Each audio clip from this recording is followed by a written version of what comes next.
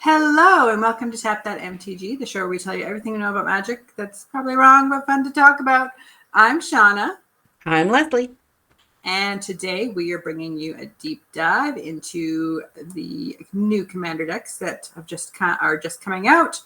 Or what is it called, Leslie? What is this? Commander Commander Masters. Masters? Yeah, sorry, I couldn't Mm-hmm. remember the set name. So we like to do deep dives into the commander decks when they come out. So this is one where we're going to break down all the cards for you, talk about what this deck is meant to do, how to use it. Maybe if you stick around, we can tell you a little bit about how we might tweak the deck and make it even better. We'll Mm-hmm. see if this one really needs it. I'll let Leslie tell you what this deck is. All right. Well, this morning we're going to talk about Sliver Swarm. Mm-hmm. So basically, our commander is the Sliver Grave Mother. It is a 5-color commander, so pretty much any card you want to go into this deck will go into this deck. Yep. It's a 6/6. The legend rule doesn't apply to slivers you control. So Ugh. that's kind of a gross thing right off the bat. Each sliver creature card in your graveyard has Encore, which means that you can pay X and bring it back from the graveyard, where X is its mana value. And this has Encore as well. So Encore 5, which is 5 of any color. Mm-hmm. Exile this card from your graveyard for each opponent. Create a token copy that attacks the opponent this turn if able. Then it gains haste. They gain haste. Sacrifice them at the beginning of the next end step. So Encore gets them back for one turn. But if Sliver Gravemother is in your graveyard, then you can just keep casting 5 to bring her out every turn if you want to. So it's okay if she dies, which is kind of the first commander that does that.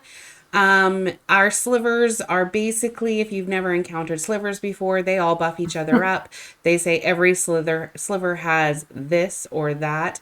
They're gross to play Kitchen sink. against. Yep.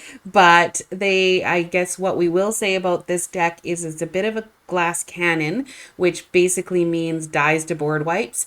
Because unless you have some way of giving your slivers indestructible or saving them in some way, shape, or form, if someone just keeps board wiping you, then you're just going to have to keep spending the mana to Mm-hmm. bring them back from the graveyard. So we will see how this plays out. There is a secondary commander suggested as a possibility for this deck. We have Rukaramel, Something like biologist. that. Phonics. It's Mm-hmm. also a 5-color commander, of course. But this is a human wizard, and when they enter the battlefield, you get to choose a creature type. Obviously, you're going to choose slivers. And then slivers you control and non token creatures you control are the chosen type in addition to their other creature types. The same is true for creature spells you control and creature cards in your or that you own that aren't on the battlefield. So anything in your graveyard, anything in your hand is now a sliver. Any Mm-hmm. token you create is now a sliver, whether you're given a soldier or anything like that. It just counts as a sliver. And then you can pay 3 to create a sliver creature token, a 1/1 colorless sliver Mm-hmm. creature token. So this is the first kind Okay. of secondary commander that I've been like, that would be a decent commander for this Mm-hmm. deck. But you can't bring it back and have it in your graveyard. So people can kill it quickly and make you recast it. So that is our commander deck breakdown, but we're going to look a little bit at the guts of the deck, mana curve, and whatnot. And Shauna's going to tell you all about that. Mm-hmm. So this one is actually more of a really low mana curve deck that you're probably going to be able to get going pretty quickly. But again, be careful. You have that danger of losing everything, but Mm-hmm. you've got that graveyard recursion. So that might not be such a bad thing. So we'll see how it goes here. So in this deck, we've got 21 cards at and there's 3 at 0 to 1, and 21 at 2, and 16 at 3, 12 at 4, and then only 11 after 5 and up. So it's Mm-hmm. actually going to be a pretty fast, aggressive deck, which is not surprising. It is slivers. As far as color goes, we have 5 black, 10 red, 14 green, 9 blue, 7 white, 7 colorless, and 11 multicolor. Again, it's Slivers. Multicolor, you're going to get lots of that stuff going on in here. You have 44 creatures in this deck. Not surprising, since Slivers do all the things for each other. And sorceries and instances, a little bit of protection, a little bit of buffing, a little bit of drawing. That's 11 cards there. We have 7 artifacts, probably your mana stuff. And I think there's 1 enchantment. Is there 1 enchantment? You got 1 enchantment. Yeah. So, yeah. So that's kind of the deck breakdown as far as card types and stuff goes. But Leslie's going to tell us a little bit about a formula that we like to use when we evaluate decks and build our own. Yes. So our Commander formula has 15 ramp cards, 13 card draw, 15 removal, 12 high impact. Those are going to win you the game. 10 support and around 34 land. Of course, any of those can fluctuate up or down, 2 or 3, depending on what you want to build. And as you upgrade your decks, this will get you a pre-con kind of level deck, mid-range. And as you upgrade those decks, you're going to want to put more high impact in there as well. But we use this for our pre-cons because it's pretty on par with what Wizards does as well. So as far as our formula stacks up against Sliver Swarm, this is an aggressive deck. You're going to want to play fast, play hard, kill target people, because they will wipe your board, and then you'll be sitting there not being able to do anything. So ramp and mana ramp, there's only 10. We recommend 15, so it's a little low there. We'll talk about why that is in a second. Card draw and tutors is 13 is our recommendation. This deck has 12 for removal. We recommend 15. This deck has 10. High impact, we recommend 12. This deck has a 13, so that's right where we need to go. And of course, support, this is stuff that is on theme. In this deck, of course, there are 17. We recommend 10. The reason it's 17 is because it's Slivers and they all buff each other up. So there are Slivers that do all of those different things. And in this case, it is better to err on the side of support than it is maybe in some of the other areas. So let's see what we have in each of those areas. What's our first section, Shauna? Our first section is that ramp and mana generating section. And right away, we have 2 slivers. We're going to talk about them both at the same time with me as well. The Gemhide Sliver and the Manawef Sliver. They're both 1/1s for 1 and a green. And both of them say all slivers have add 1 mana of any color. So you just tap them to add mana. So there's your little buffer dudes. Exactly. And they're slivers. Getting mana from all your slivers. And then we have a few go search for. So our first one is cultivate. Search your library for up to 2 basic land cards. Reveal those cards, put 1 on the battlefield and the other into your hand. So you're going to go get 2. You have some to play. I love the art. This is the the art that we're looking at right at the moment. I don't know if it'll be the one that's up on the screen, but is the one from Lord of the Rings. It's got the puppies in it. It's so cute. And then we have the Farseek, which is another popular green card that sorcery that lets you search your library for a plains, island, swamp, or mountain and put it onto the battlefield, tap, then shuffle. Nature's Lore does the same. For 2, you can go search for a forest card and put that card onto the battlefield, then shuffle. I love the ones where you can put it right onto the battlefield. Yeah, and it doesn't have to be tapped. Yeah. And same with 3 visits. It's for 1 and a green. Search your library for a forest and put it on the battlefield, then shuffle. Doesn't have to be tapped. And then we have a couple artifacts that tap for any color of mana, depending. First is Arcane Signet. This one taps for any mana in your color's identity. In this case, all 5 colors. Fellwar Stone is any color that a land an opponent controls could produce. So whatever the opponents have, you have, which is okay because you need all the colors. Pillar of Origins is a great add-in for this deck because you choose a creature type as it comes in. So you're going to choose those slivers, and then you can add 1 mana of any color to your mana pool to cast those creature spells. So that's pretty awesome. And of course, everyone loves a Soul Ring. We got to have one in every deck. Taps for 2, colorless. Great to get on turn 1. Yeah. And then we are on to our card draw tutors. So the formula calls for 13. The deck has 12, so it's pretty on par here. We're going to see lots of good creatures in this one. So the first one is Capricious Sliver. For 3 and a red, it's a 3/3, and Sliver creatures you control have whenever this creature deals combat damage to a player, exile the top card of your library, and you may play that card this turn. Very handy. Be careful. Make sure you can play it. Yes. Hollowhead Sliver. This one basically gives all slivers tap, discard a card, draw a card, which is handy. Taking through. Realm Walker. So this is a shapeshifter. So shapeshifters can be whatever creature type. They're everything. For 2 and a green, it's a 2/3 changeling.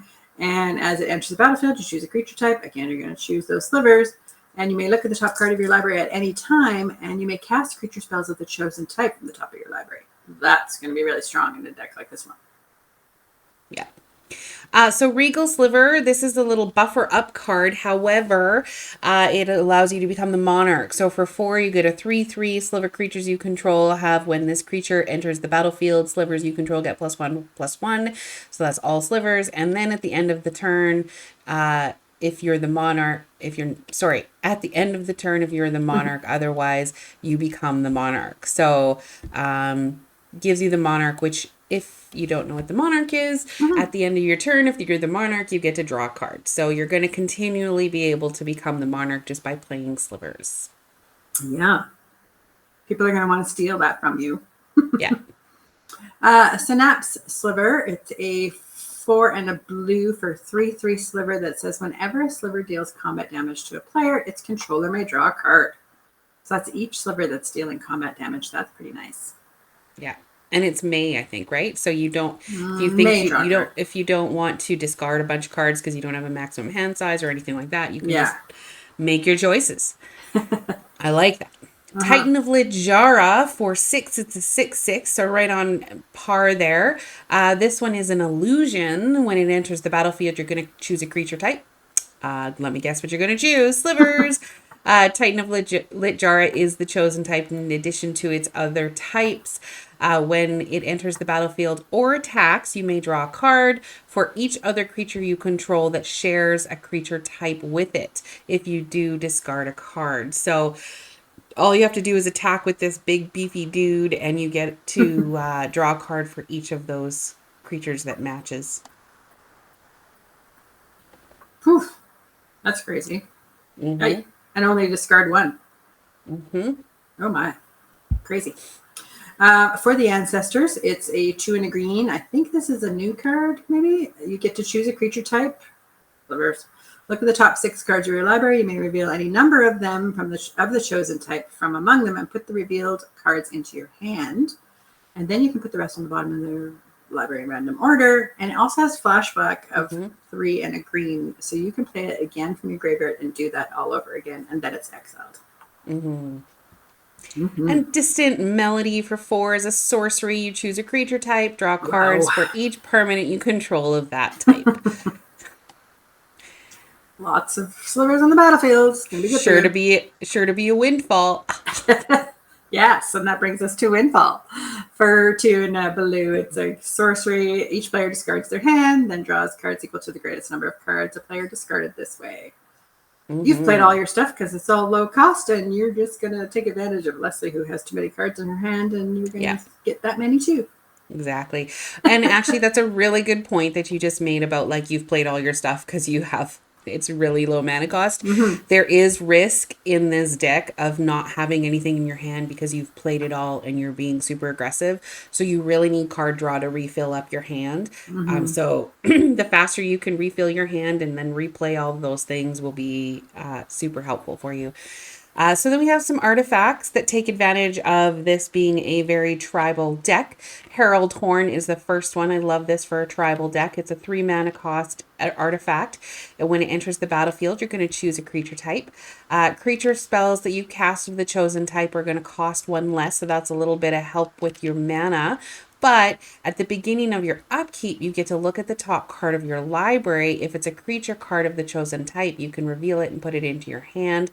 That's before your draw step. So you get to essentially draw 2 cards per turn with this, because the likelihood of you getting a sliver, remember there was 44 creatures in this deck. They are almost all slivers, not all of them, but most of them. So there's a really good chance you're going to get a sliver and just keep filling your hand up. It's great. Then Icon of Ancestry. This is a awesome, again, card for those decks that have all the same creature type. For 3, you're going to be able to choose that creature type, and then creatures you control of that type get +1/+1. And you can pay 3, tap this artifact to look at the top 3 cards of your library and reveal. You can reveal a creature card from there and put it in your hand, and the rest on the bottom of your library. So digging through to get all your dudes. And I have loved Vanquisher's Banner since it came out. For 5, Vanquisher's Banner enters the battlefield. You choose a creature type. Creatures you control of the chosen type get +1/+1, as if they didn't need any more buffs, because Icon of Ancestry already gives them, and their slivers. Whenever you cast a creature spell of the chosen type, you get to draw a card. So now, just by casting, you get to draw a card, and you're going to be able to do that. It's fantastic. Then we're on to our removal section. So we've got some slivers that help us with that. The formula calls for 15. The deck only has 10, but they're pretty good ones. And let's see, the Constricting Sliver is the first one. It's a 3/3 for 5 and a white, but it says sliver creatures you control have, when this creature enters the battlefield, you may exile a target creature an opponent controls until this creature leaves the battlefield. So, yeah. It's great. For 2, you get a 1/1 when that's a sliver. Whenever a sliver creature you control becomes the target of a spell or ability an opponent controls, counter that spell or ability unless the controller pays 2. So anything that targets your slivers now costs an extra 2. Nope. Harmonic Sliver. It is a 1/1 for 1 a green and a white, and all slivers have, when this permanent enters the battlefield, destroy target artifact or enchantment. Yep. They're going to need to get rid of that. And remember, all slivers have all of these things. So this is going to be, it's a fairly easy deck to play because it's just slivers, but you do have to kind of keep track of what all your slivers have and try and remember. So, take your time. Necrotic Sliver has, for 3, you get a 2/2. All slivers have pay 3, sacrifice this permanent, destroy target permanent. So some of those little 1/1 slivers that you're creating that you don't have any, well, they all have all abilities. So it doesn't matter what you decided. Exactly. They're everywhere. Taunting Sliver for 3 and a blue. It's a 3/3 that says sliver creatures you control have, when this creature enters the battlefield, goad target creature an opponent controls. So goad means that you're going to say, I want that creature over there on your opponent's board to attack. It just can't attack you, and it has to attack. Yeah. So it's a good way to get rid of their stuff. And we always put, yeah, exactly. And we always put Death Touch in removal, because who wants to block a Death Touch creature or attack into it? So Venom Sliver for 2, you get a 1/1 that gives all your slivers Death Touch. And then, in case you want to get rid of everything, which may sometimes happen, you have Cleansing Nova for 3 and 2 white. It's a sorcery that says destroy all creatures or destroy all artifacts and enchantments. Yeah, this is not a very artifact enchantment heavy deck though too, so sometimes you're gonna have to get rid of all of those things, but yeah, sometimes you gotta do what you gotta do. A better one for this deck though is Crippling Fear for 4. Choose a creature type. Creatures that aren't that chosen creature type get -3/-3 until the end of turn. So anything I think that you have in this deck, like that Litjara one, is a 6/6. I mean, I guess it's a sliver anyway, so yeah, it doesn't matter. Yeah, it doesn't matter. It's fine. It's fine. It's fine for you. And then you have Decimate, which is for 2, a red and a green. It's a little sorcery that says you get to destroy target artifact, target creature, target enchantment, and target land. So I believe you have to have all 4 of those things. Yeah. You have to be able to do that. Yeah, and if they're not on the battlefield, then you got to choose your own stuff. Yep. So you have to meet all those things in that card. But that's Have to okay. have targets. It's a commander game. Yeah, and that's great actually that because you do have to have targets if you have a target spell. So yeah. Mm-hmm. Harsh Mercy for 3 is a sorcery. Each player chooses a creature type. Destroy all creatures that aren't of that type, Ooh. chosen that way. You, of course, are going to choose slivers. But if somebody is not playing tribal, then that's going to be harder for them. If Mm-hmm. you're playing against other tribal decks, then they may just choose their elves or their dogs and cats and Mm-hmm. crazy stuff. But not everyone is as awesome as me and Shauna who love to play creature decks and tribal. So, you know. Oh, really? Yeah. Yeah. So now we're on to our high impact cards. So the formula calls for 12. The deck has 13 or so. So it's pretty strong. So we have that biologist again. How did you say it? I don't Rukuruma? know. I don't I know. The just sounded it out. biologist, the 3/3 wizard. That's definitely a high impact because you're going to be choosing the slivers and you're going to be making lots and lots of slivers. Because, yeah, this is even a sliver because slivers you control and non-token creatures you control are the chosen type. So this card becomes a sliver as well. Yeah. We're all slivers. Crazy. Crazy, Mm-hmm. crazy. And then Crypt Sliver we put in the high impact cards. It's just a 2 mana cost 1/1, but it gives all slivers regenerate target sliver. You just have to tap. There's no pay cost. And they will have that, including this one has that. So someone tries to do a board wipe. Now all you have to do is tap all your slivers and they don't die. That's how Mm-hmm. regenerate works. Basically, they just stay on the battlefield and that won't disappear. It's not like you can only do that once. So, really, really important for this deck. So that's a great card to have on the battlefield. Yeah. And another one that will help you is the crystalline sliver for blue and a white. It is slivers cannot be the target of spells or abilities. So, Mm-hmm. yeah, it protects everything for you there. Yeah. And then Hibernation Sliver for 2. It's a 2/2. Each sliver gains pay 2 life. Return this creature to its owner's hand. So if for some reason you don't have the ability to regenerate or save your slivers, this could do that. Your life is a resource at the very least. Because it's on the battlefield, you can choose your favorite slivers, put them back into your hand, and hopefully recast them. You might want to count your mana and whatnot so you don't have to discard. But really great option. Yeah. The lava belly sliver, it's for 1 and a red and a white. It is a sliver that says that says sliver creatures you control have when this creature enters the battlefield, it deals 1 damage to target player or planeswalker, and you gain a life. So that will help you gain some life to pay for life to protect your Yeah. slivers. So And you're pretty going good. fast. You're playing your planeswalkers Mm-hmm. or your slivers really fast. So doing 1 damage to target player each time a sliver enters is pretty good. Yeah. So Lazatep Sliver is similar. For 4, you get a 4/4. Slivers you control have Afflict. Well, what is Afflict? Let me tell you what Afflict is. Whenever a creature with Afflict 2 becomes blocked, defending player loses 2 life. So it doesn't matter if they block your sliver. They chump block because you've buffed up all your slivers are all 8/8s by this time and you swing in, so they decide to block with all their 1/1s. At the very least minimum they're taking 2 for each of those slivers, which if you have enough may even take them down half or all of their life. Whenever a Mm-hmm. non-token sliver you control dies, you get to amass sliver too. So this is a new kind of like first time we've amassed some slivers. So this works like amassing the orcs or amassing your zombie armies. You're going to Mm-hmm. get a sliver token, an army sliver token, and you put 2 1/1 counters because it slivers 2 onto this army. And basically, whenever a sliver you control dies, you're going to just keep building this great big huge sliver army. It just grows bigger and bigger. Bigger and bigger.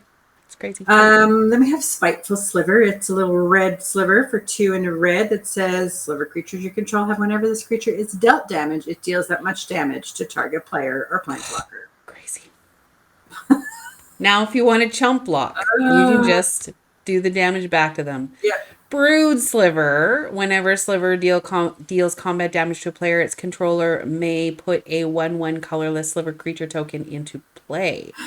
Quick Sliver. I was going to say silver. Quicksilver. Quick Sliver for 1 and a green. It's a 1/1, and you may play it at any time you can play an instant, so it has flash. Any player may play Sliver cards anytime he or she could play an instant. So all of your Slivers now have flash.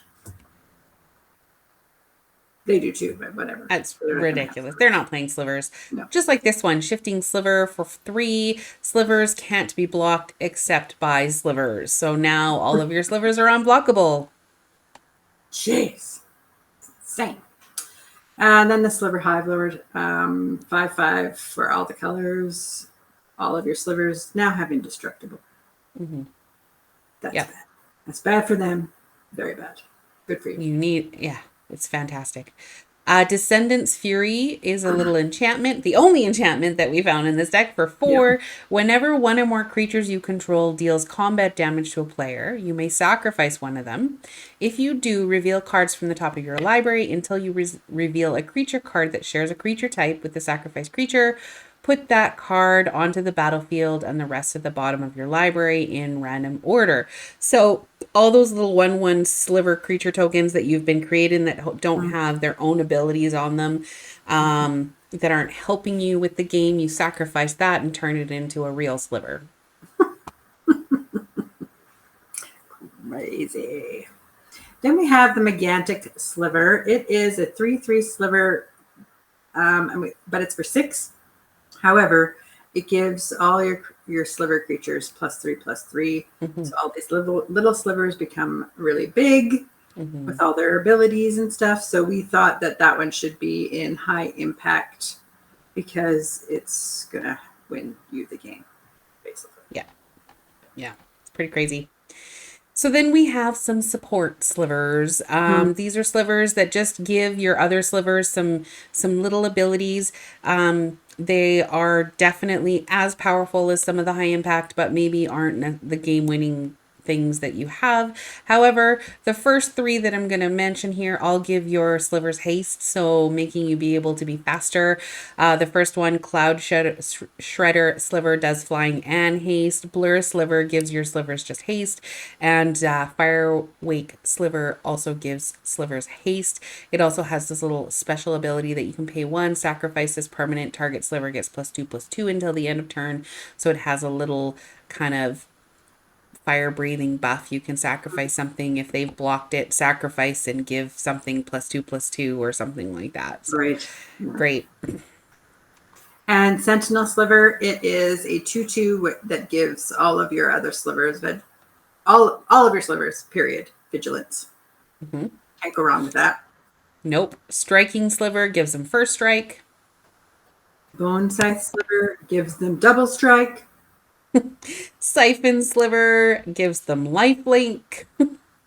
Two-headed Sliver gives them menace.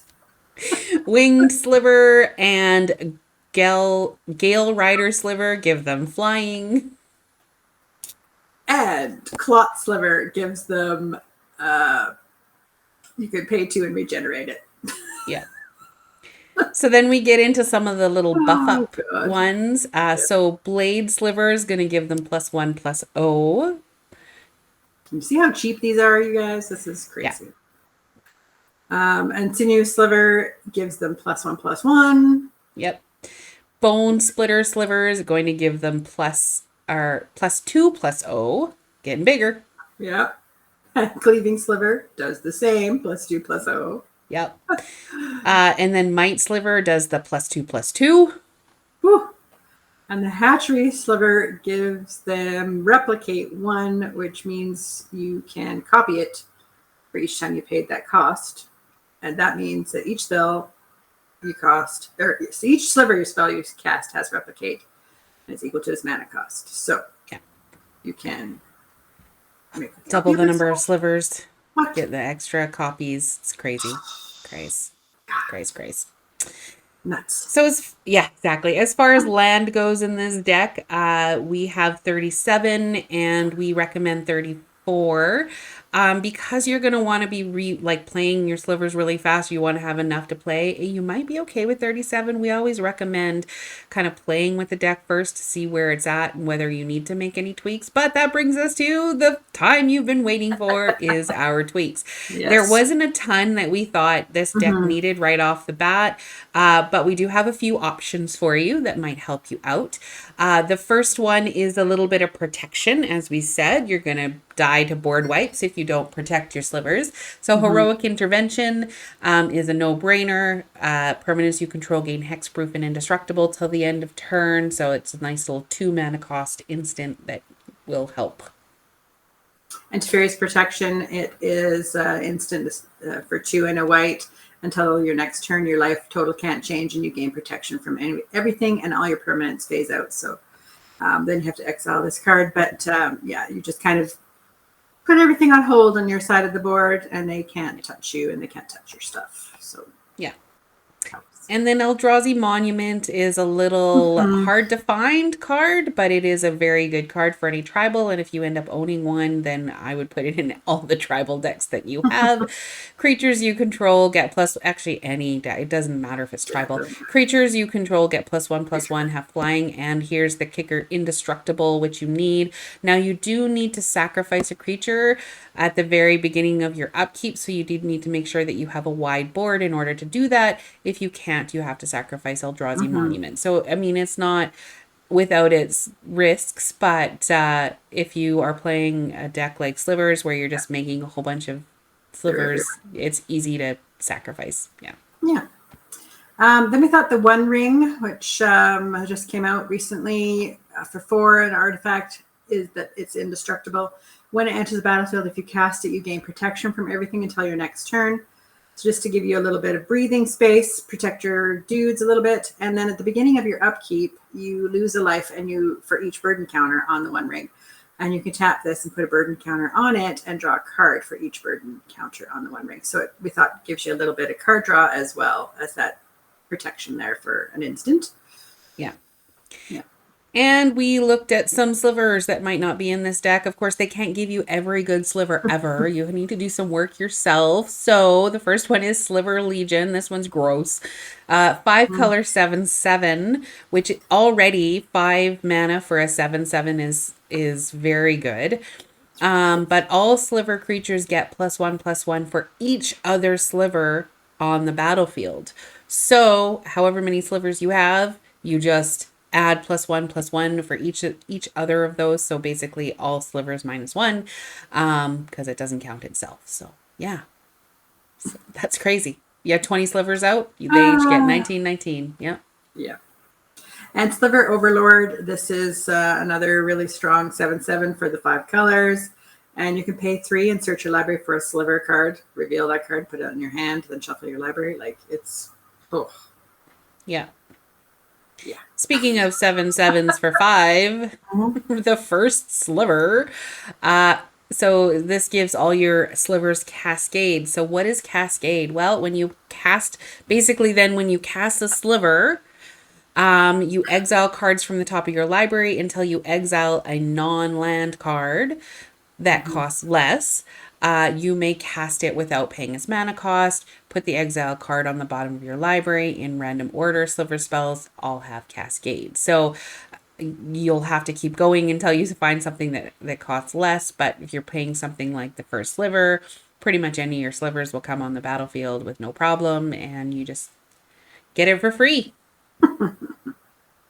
Then the Thorncaster Sliver. It's a 2/2 for 5, but what it says is that sliver creatures you control have, whenever this creature attacks, it deals 1 damage to target creature or player. So just swing 20 slivers and you're going to deal 20 damage just Yeah. for swinging. You don't even have Yeah. to actually connect. So a little crazy. And Asceticism for 5 is an enchantment that helps your creatures out. Creatures you control can't be the targets of spells or abilities your opponents control. And then you can pay 2 and regenerate target creature. So again, it's a little bit of regeneration, a little bit of protection for your sliver army. And then we were thinking again, just crazy, silly stuff. Chroma's Memorial, if you have it, put it in here, might be fun. For 7, it's a legendary artifact that says creatures you control have flying, first strike, vigilance, trample, haste, and protection from black and red. So Mm-hmm. just another way to make all your slivers do all the Yeah. things. I don't think there was a sliver that gave your things trample, I don't think so. which is actually really because you're Interesting. gonna obviously you're gonna be buffing them up. We talked about Yeah, all of those cards yeah, that do stuff, but if they can't get through, yeah. then unless you have the one that's all slivers do damage based on whatever they uh, look at all of your stuff. There's gonna be ridiculous, but Yeah, yes, it's pretty trample is a silly. good thing. So thank you so much for watching. We appreciate you stopping in.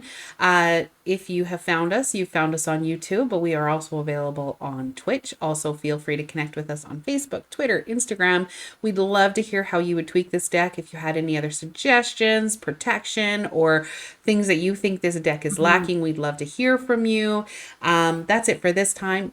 We'll see you next time. And in the meantime, Tap those magic cards and have fun doing it. Thanks, everyone. bye.